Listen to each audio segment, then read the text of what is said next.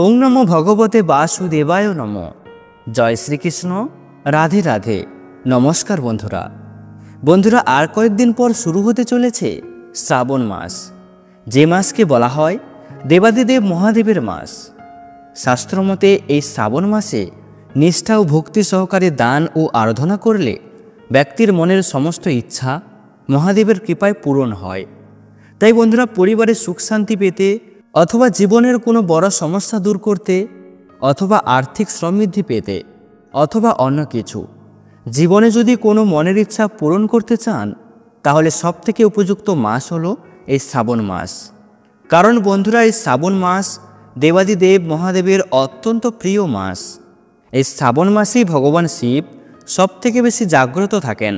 তাই বন্ধুরা, আপনার মনের ইচ্ছা পূরণ করার জন্য আপনারা এই মাসে মহাদেবের কাছে নিষ্ঠা ও ভক্তি সহকারে মহাদেবের যথাবিধি পুজো করে তার কাছে আপনার মনের সকল ইচ্ছাগুলি প্রকাশ করুন।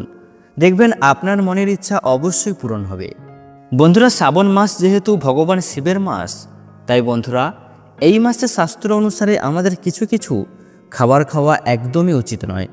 এই খাবারগুলি আমাদের এই মাস চলাকালীন এড়িয়ে চলা উচিত। এতে বন্ধুরা আমাদের শরীর ও মন ও স্বাস্থ্য ভালো থাকবে।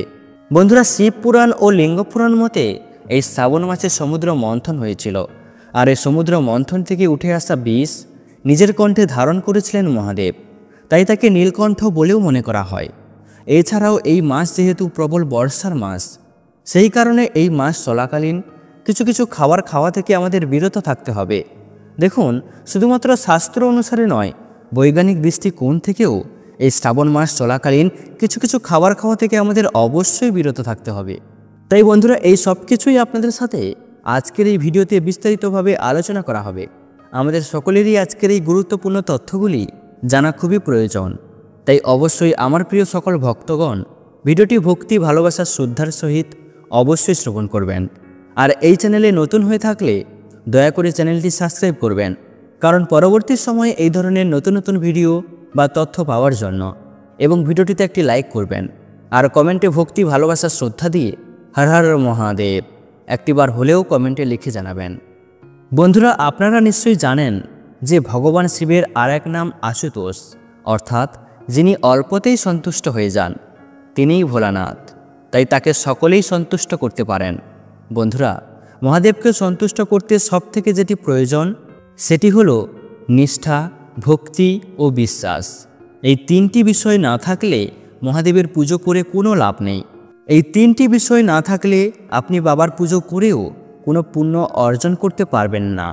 তাই বন্ধুরা, আপনারা যদি এই তিনটি বিষয় আপনার মনের মধ্যে আনতে পারেন, তবেই এই শ্রাবণ মাসে বাবা ভোলানাথের পূজা যথাবিধি নিয়ম নিষ্ঠা মেনে সম্পূর্ণ করুন। দেখবেন নিশ্চিত রূপে আপনি যে উদ্দেশ্যটি নিয়ে মহাদেবের পুজো করছেন, আপনার সেই উদ্দেশ্যটি দেবাদিদেব মহাদেবের কৃপায় অবশ্যই পূরণ হবে। দেখুন বন্ধুরা, মহাদেবের এই পূজা যে কেউ করতে পারেন, আর মহাদেবের এই পূজা খুবই সহজ সরল। মহাদেবের এই পূজা আপনি যেমন বাবার যে কোনো মন্দিরে গিয়ে করতে পারেন, ঠিক তেমনই আপনি এই পূজা আপনার নিজের গৃহে বসেও আপনি করতে পারেন। তবে বন্ধুরা, এই পূজা সম্পূর্ণ করার জন্য আপনার গৃহে অবশ্যই একটি শিবলিঙ্গ থাকা অবশ্যই প্রয়োজন। বন্ধুরা, মহাদেবের পূজায় যে উপকরণগুলি প্রয়োজন সেগুলি হলো ফুল এবং বেলপাতা। আর বন্ধুরা, ফুলের মধ্যে ভগবান শিবের সবথেকে যে ফুলটি পছন্দের সেটি হলো ধুতরা ফুল। এছাড়াও বন্ধুরা, আকন্দ, কলকে, চাপা, নীল অপরাজিতা, এই ফুলগুলির মধ্যে আপনি যে কোনো একটি ফুল দিয়ে মহাদেবের এই পূজা সম্পূর্ণ করতে পারেন। তবে বন্ধুরা, আপনারা যদি এই ফুলগুলির মধ্যে কোনোটিও না পান, তবে সেক্ষেত্রে লাল রঙের ফুল বাদ দিয়ে আপনারা যে কোনো রঙের ফুল দিয়ে মহাদেবের পূজা সম্পূর্ণ করতে পারেন। এছাড়াও বন্ধুরা, মহাদেবের পূজায় যে জিনিসটি আরও প্রয়োজন সেটি হলো পঞ্চামৃত, অর্থাৎ দুধ, দই, ঘৃত, মধু, চিনি। এবং বন্ধুরা, এর সঙ্গে আরও একটি জিনিস প্রয়োজন, সেটি হলো গঙ্গা জল। যদি বন্ধুরা গঙ্গা জল না থাকে, আপনি সেক্ষেত্রে যে কোনো প্রকার বিশুদ্ধ জল ব্যবহার করতে পারেন। বন্ধুরা, মহাদেবের পূজায় আরও বেশ কয়েকটি দ্রব্য প্রয়োজন, সেগুলি হলো সাদা চন্দন, একটুখানি আতক চাল, যে কোনো একটি গোটা ফল, সামান্য নৈবেদ্য এবং সর্বশেষ ধূপ, দীপ। এবং একটি 1 টাকার কয়েন। বন্ধুরা, এবার আমরা শ্রবণ করব যে এই শ্রাবণ মাস চলাকালীন কোন কোন খাবারগুলি আপনারা এড়িয়ে চলবেন। দেখুন বন্ধুরা, শিব পুরাণ অনুসারে শ্রাবণ মাসে যে খাবারগুলি কখনোই খাওয়া উচিত নয় তার মধ্যে একটি হলো কাঁচা দুধ। আপনারা কোনো অবস্থাতেই এই শ্রাবণ মাস চলাকালীন কাঁচা দুধ খাবেন না, বরং আপনারা এই কাঁচা দুধ প্রত্যেক সোমবার বাবা ভোলানাথের মাথায় ঢালুন। আর যদি একান্তই দুধ খেতে হয় তাহলে অবশ্যই আপনারা দুধটি ভালো করে ফুটিয়ে তারপরই খাবেন। এছাড়া বন্ধুরা, এই দুধের সাথে সামান্য হলুদ মিশিয়ে যদি খেতে পারেন তাহলে আপনার স্বাস্থ্যের জন্য খুবই উপকার হবে। আর বন্ধুরা, এই শ্রাবণ মাস চলাকালীন এই কাঁচা দুধ না খাওয়ার পেছনে যে কারণটি রয়েছে তা হলো এই শ্রাবণ মাস যেহেতু বর্ষার মাস, তাই এই মাস চলাকালীন কাঁচা দুধ খাওয়া আমাদের শরীরের হজমের ক্ষেত্রে সমস্যা দেখা দিতে পারে। সেই কারণেই বন্ধুরা এই মাসে কাঁচা দুধ না খাওয়ার কথা বলা হয়ে থাকে। তাই বন্ধুরা, আপনারা অবশ্যই চেষ্টা করুন এই মাস চলাকালীন দুধ এবং দুগ্ধজাতীয় খাবার যেমন দই, ছানা এইগুলি এড়িয়ে চলতে।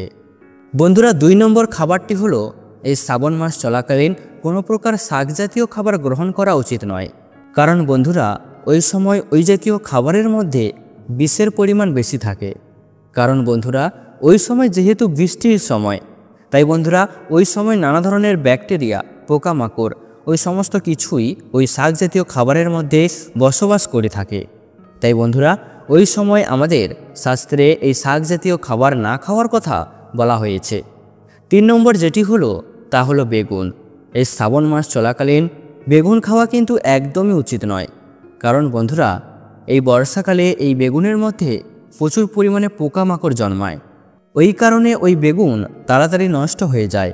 তাই বন্ধুরা ওই সময় এই বেগুনের খাদ্যগুণ খুব একটা বজায় থাকে না, যার ফলে ওই বেগুন খাওয়ার ফলে শরীরে ওই সময় রোগ ব্যাধি সৃষ্টি হয়। সেই কারণেই বন্ধুরা এই শ্রাবণ মাস চলাকালীন বেগুন না খাওয়ার কথা বলা হয়েছে। এছাড়াও বন্ধুরা, এই শ্রাবণ মাস চলাকালীন এই কাজগুলি আপনারা ভুল করেও করবেন না। শ্রাবণ মাসে আমিষ খাওয়ার একবারে খাওয়া উচিত নয়।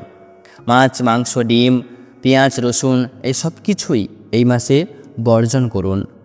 শ্রাবণ মাসে বেলা পর্যন্ত একদমই ঘুমানো উচিত নয়। প্রতিদিন একদমই ভোরে ঘুম থেকে উঠে পড়ুন।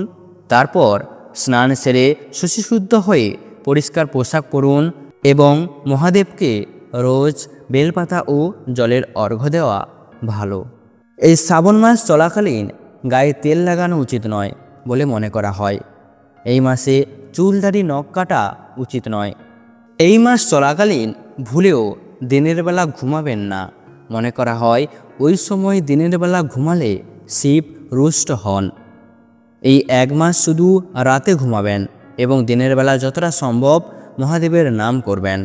কোনো রকম খারাপ চিন্তা এই মাসে মনের মধ্যে আনবেন না।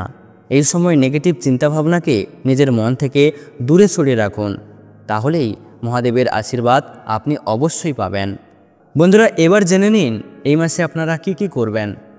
এই মাসে প্রতিদিন সকালে ঘুম থেকে উঠে শিব পুজো করুন।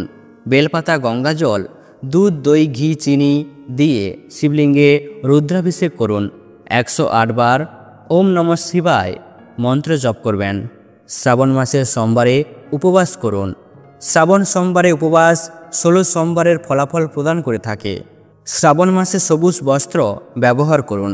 মহিলারা সবুজ চুড়ি, সবুজ শাড়ি, সবুজ টিপ পরুন। শ্রাবণ মাসে সাত্ত্বিক আহার গ্রহণ করা উচিত। এই মাসে ফলাহার করতে পারেন। হলুদ, জিরে, সৈন্ধব, লবণ ব্যবহার করুন। এই মাসে পঞ্চাক্ষীর মন্ত্র, মহামৃত্যুঞ্জয় মন্ত্র জপ করতে পারেন। ওম নমঃ শিবায় ও মহামৃত্যুঞ্জয় মন্ত্র জপ করলে শিব আকৃষ্ট হন। শ্রাবণে ব্রাহ্মণ ও অসহায়দের দান দিন। এই তিথিতে অন্ন, বস্ত্র, জল, ছাতা, ধর্মীয় পুস্তক, তুলসী দান করা উচিত। তো বন্ধুরা, এই মাস চলাকালীন আপনারা এই নিয়মগুলি পালন করবেন। তো বন্ধুরা, ভিডিওটি আজ এই পর্যন্ত। ভিডিওটি দেখে ভালো লাগলে একটি লাইক অবশ্যই করবেন।